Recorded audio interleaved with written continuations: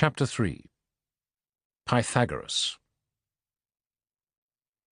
Pythagoras, whose influence in ancient and modern times is my subject in this chapter, was intellectually one of the most important men that ever lived, both when he was wise and when he was unwise. Mathematics, in the sense of demonstrative deductive argument, begins with him, and in him is intimately connected with a peculiar form of mysticism. The influence of mathematics on philosophy, partly owing to him, has, ever since his time, been both profound and unfortunate. Let us begin with what little is known of his life. He was a native of the island of Samos, and flourished about 532 BC. Some say he was the son of a substantial citizen named Nisarchos, others that he was the son of the god Apollo.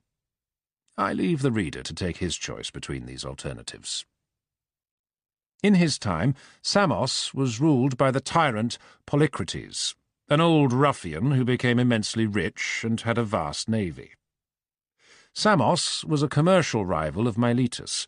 Its traders went as far afield as Tartessus in Spain, which was famous for its mines. Polycrates became tyrant of Samos about 535 BC, and reigned until 515 BC. He was not much troubled by moral scruples. He got rid of his two brothers, who were at first associated with him in the tyranny, and he used his navy largely for piracy. He profited by the fact that Miletus had recently submitted to Persia. In order to obstruct any further westward expansion of the Persians, he allied himself with Amasis, king of Egypt. But when Cambyses, king of Persia, devoted his full energies to the conquest of Egypt, Polycrates realized that he was likely to win, and changed sides. He sent a fleet composed of his political enemies to attack Egypt, but the crews mutinied and returned to Samos to attack him. He got the better of them, however, but fell at last by a treacherous appeal to his avarice. The Persian satrap at Sardis represented that he intended to rebel against the great king, and would pay vast sums for the help of Polycrates, who went to the mainland for an interview, was captured, and crucified. Polycrates was a patron of the arts, and beautified Samos with remarkable public works. Anacreon was his court poet. Pythagoras, however, disliked his government, and therefore left Samos. It is said, and is not improbable, that Pythagoras visited Egypt and learnt much of his wisdom there. However that may be, it's certain that he ultimately established himself at Croton in southern Italy. The Greek cities of southern Italy, like Samos and Miletus, were rich and prosperous. Moreover, they were not exposed to danger from the Persians. The two greatest were Sybaris and Croton. Sybaris has remained proverbial for luxury. Its population, in its greatest days, is said by Diodorus to have amounted to 300,000, though this is no doubt an exaggeration. Croton was about equal in size to Sybaris. Both cities lived by importing Ionian wares into Italy, partly for consumption in that country, partly for re-export from the western coast to Gaul and Spain. The various Greek cities of Italy fought each other fiercely. When Pythagoras arrived in Croton, it had just been defeated by Locri. Soon after his arrival, however, Croton was completely victorious in a war against Sybaris, which was utterly destroyed in 510 BC. Sybaris had been closely linked in commerce with Miletus. Croton was famous for medicine. A certain Democedes of Croton became physician to Polycrates and then to Darius. At Croton, Pythagoras founded a society of disciples, which for a time was influential in that city. But in the end the citizens turned against him, and he moved to Metapontion, also in southern Italy, where he died. He soon became a mythical figure, credited with miracles and magic powers, but he was also the founder of a school of mathematicians. Thus, two opposing traditions disputed his memory, and the truth is hard to disentangle. Pythagoras is one of the most interesting and puzzling men in history. Not only are the traditions concerning him an almost inextricable mixture of truth and falsehood, But even in their barest and least disputable form, they present us with a very curious psychology. He may be described briefly as a combination of Einstein and Mrs. Eddy. He founded a religion, of which the main tenets were the transmigration of souls and the sinfulness of eating beans. His religion was embodied in a religious order, which, here and there, acquired control of the state and established a rule of the saints. But the unregenerate hankered after beans, and sooner or later rebelled. Some of the rules of the Pythagorean order were: 1. To abstain from beans. 2. Not to pick up what has fallen. 3. Not to touch a white cock. 4. Not to break bread. 5. Not to step over a crossbar. 6. Not to stir the fire with iron. 7. Not to eat from a whole loaf. 8. Not to pluck a garland. 9. Not to sit on a quart measure. 10. Not to eat the heart. 11. Not to walk on highways. 12. Not to let swallows share one's roof. 13. When the pot is taken off the fire, not to leave the mark of it in the ashes, but to stir them together. 14. Do not look in a mirror beside a light. 15. When you rise from the bedclothes, roll them together and smooth out the impress of the body. All these precepts belong to primitive taboo conceptions. Cornford, from religion to philosophy, says that in his opinion, the school of Pythagoras represents the main current of that mystical tradition which we have set in contrast with the scientific tendency. He regards Parmenides, whom he calls the discoverer of logic, as an offshoot of Pythagoreanism, and Plato himself as finding in the Italian philosophy the chief source of his inspiration. Pythagoreanism, he says, was a movement of reform in Orphism, and Orphism was a movement of reform in the worship of Dionysus. The opposition of the rational and the mystical, which runs all through history, first appears among the Greeks as an opposition between the Olympic gods and those other less civilized gods who had more affinity with the primitive beliefs dealt with by anthropologists. In this division, Pythagoras was on the side of mysticism, though his mysticism was of a peculiarly intellectual sort. He attributed to himself a semi-divine character, and appears to have said, "There are men and gods, and beings like Pythagoras." All the systems that he inspired, Cornford says, tend to be otherworldly, putting all value in the unseen unity of God and condemning the visible world as false and elusive, a turbid medium in which the rays of heavenly light are broken and obscured in mist and darkness. Dikaiakos says that Pythagoras taught, first, that the soul is an immortal thing, and that it is transformed into other kinds of living things. Further, that whatever comes into existence is born again in the revolutions of a certain cycle, nothing being absolutely new, and that all things that are born with life in them ought to be treated as kindred. It is said that Pythagoras, like St. Francis, preached to animals. In the society that he founded, men and women were admitted on equal terms. Property was held in common, and there was a common way of life. Even scientific and mathematical discoveries were deemed collective, and, in a mystical sense due to Pythagoras, even after his death, Hippasos of Metapontion, who violated this rule, was shipwrecked as a result of divine wrath at his impiety. But what has all this to do with mathematics? It is connected by means of an ethic which praised the contemplative life. Burnet sums up this ethic as follows: "We are strangers in this world, and the body is the tomb of the soul, and yet we must not seek to escape by self-murder. For we are the chattels of God, who is our herdsman, and without his command we have no right to make our escape. In this life there are 3 kinds of men, just as there are 3 sorts of people who come to the Olympic Games. The lowest class is made up of those who come to buy and sell. The next above them are those who compete. Best of all, however, are those who come simply to look on. The greatest purification of all is, therefore, disinterested science, and it is the man who devotes himself to that, the true philosopher, who has most effectually released himself from the wheel of birth. The changes in the meanings of words are often very instructive. I spoke above about the word orgy. Now I want to speak about the word theory.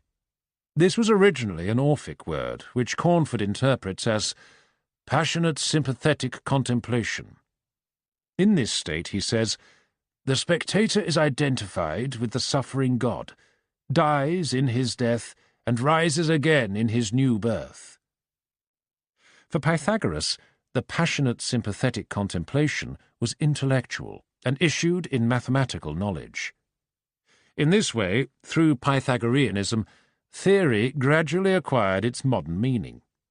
But for all who were inspired by Pythagoras, it retained an element of ecstatic revelation.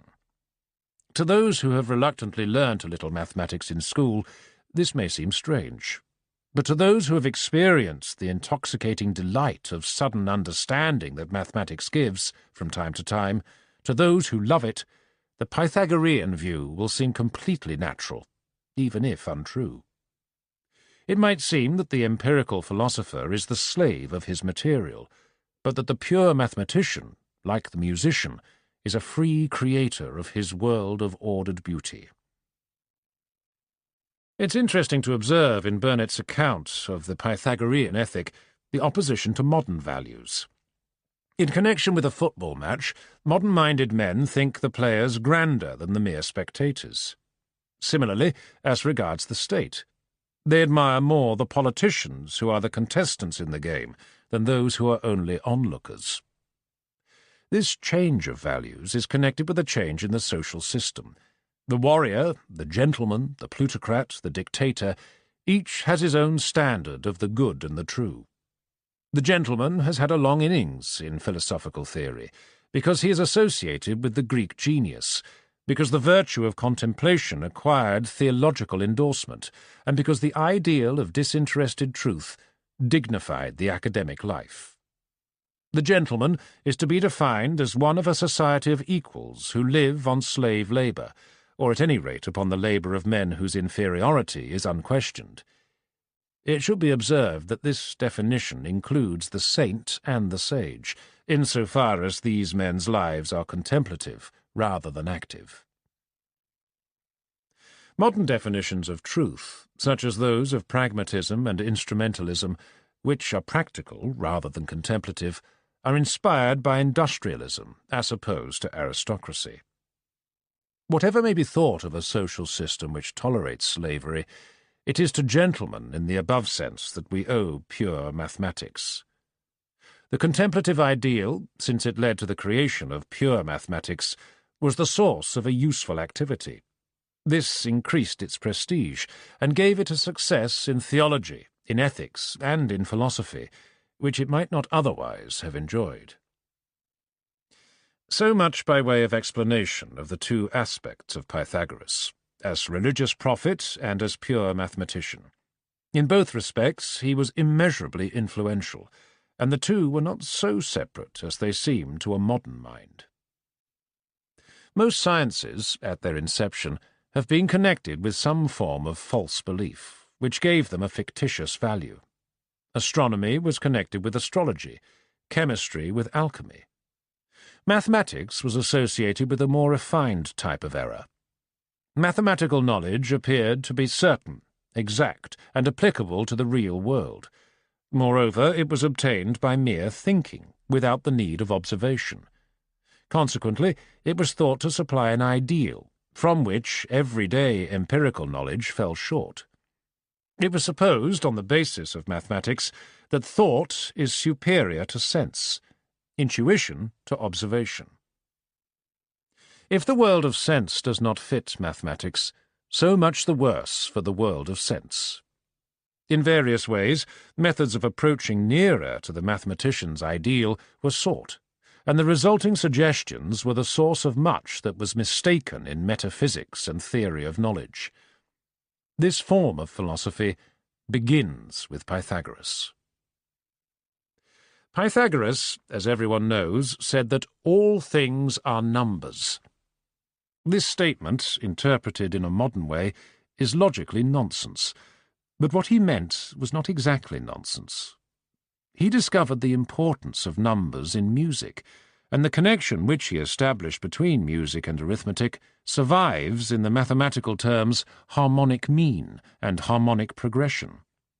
He thought of numbers as shapes, as they appear on dice or playing cards. We still speak of squares and cubes of numbers, which are terms that we owe to him. He also spoke of oblong numbers, triangular numbers, pyramidal numbers, and so on. These were the numbers of pebbles, or as we should more naturally say, shot, required to make the shapes in question. He presumably thought of the world as atomic, and of bodies as built up of molecules composed of atoms arranged in various shapes. In this way, he hoped to make arithmetic the fundamental study in physics, as in aesthetics. The greatest discovery of Pythagoras, or of his immediate disciples, was the proposition about right-angled triangles, that the sum of the squares on the sides adjoining the right angle is equal to the square on the remaining side, the hypotenuse. The Egyptians had known that a triangle whose sides are 3, 4, 5 has a right angle, but apparently the Greeks were the first to observe that 3 squared plus 4 squared equals 5 squared, and, acting on this suggestion, to discover a proof of the general proposition. Unfortunately for Pythagoras, his theorem led at once to the discovery of incommensurables, which appeared to disprove his whole philosophy. In a right-angled isosceles triangle, the square on the hypotenuse is double of the square on either side. Let us suppose each side an inch long. Then how long is the hypotenuse? Let us suppose its length is m over n inches. Then m squared over n squared equals 2. If m and n have a common factor, divide it out. Then either m or n must be odd. Now, m squared equals 2n squared. Therefore, m squared is even. Therefore, m is even. Therefore, n is odd. Suppose m equals 2p. Then 4p squared equals 2n squared. Therefore, n squared equals 2p squared, and therefore n is even. Contra hip. Therefore, no fraction m over n will measure the hypotenuse. The above proof is substantially that in Euclid, Book 10.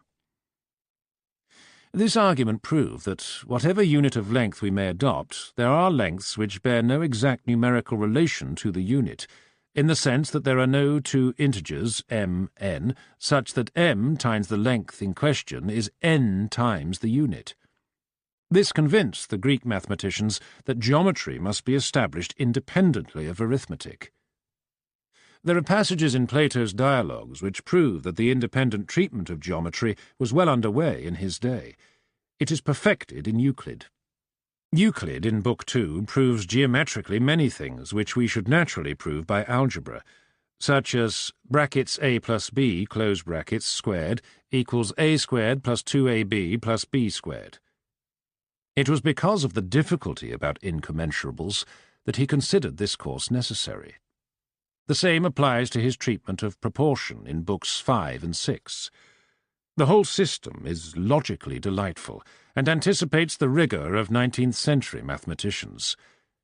So long as no adequate arithmetical theory of incommensurables existed, the method of Euclid was the best that was possible in geometry.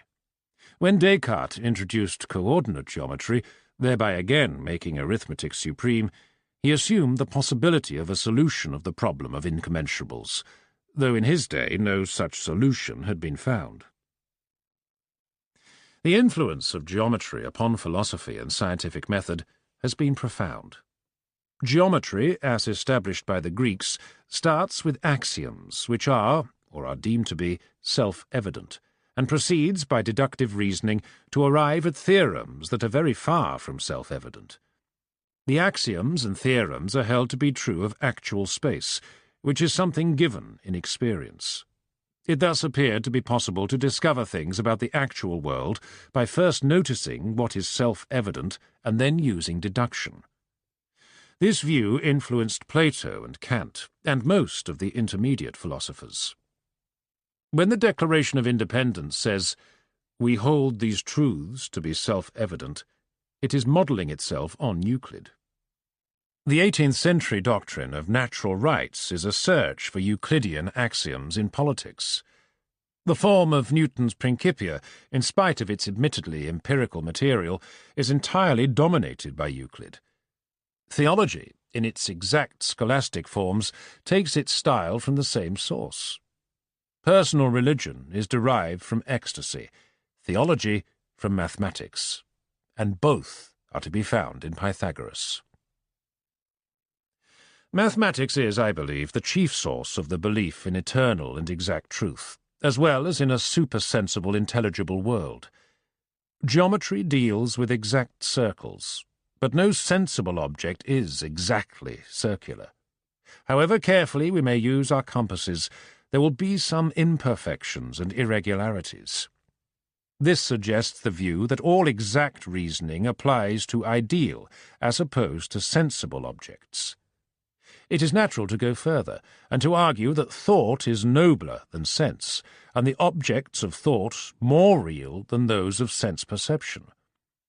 Mystical doctrines, as to the relation of time to eternity, are also reinforced by pure mathematics, for mathematical objects, such as numbers, if real at all, are eternal and not in time. Such eternal objects can be conceived as God's thoughts. Hence Plato's doctrine that God is a geometer, and Sir James Jean's belief that he is addicted to arithmetic. Rationalistic, as opposed to apocalyptic religion, has been, ever since Pythagoras, and notably ever since Plato, very completely dominated by mathematics and mathematical method. The combination of mathematics and theology, which began with Pythagoras, characterized religious philosophy in Greece, in the Middle Ages, and in modern times down to Kant. Orphism before Pythagoras was analogous to Asiatic mystery religions, but in Plato, St. Augustine, Thomas Aquinas, Descartes, Spinoza, and Kant, there is an intimate blending of religion and reasoning, of moral aspiration with logical admiration of what is timeless, which comes from Pythagoras, and distinguishes the intellectualized theology of Europe from the more straightforward mysticism of Asia. It's only in quite recent times that it has been possible to say clearly where Pythagoras was wrong. I do not know of any other man who has been as influential as he was in the sphere of thought. I say this because what appears as Platonism is, when analyzed, found to be in essence Pythagoreanism.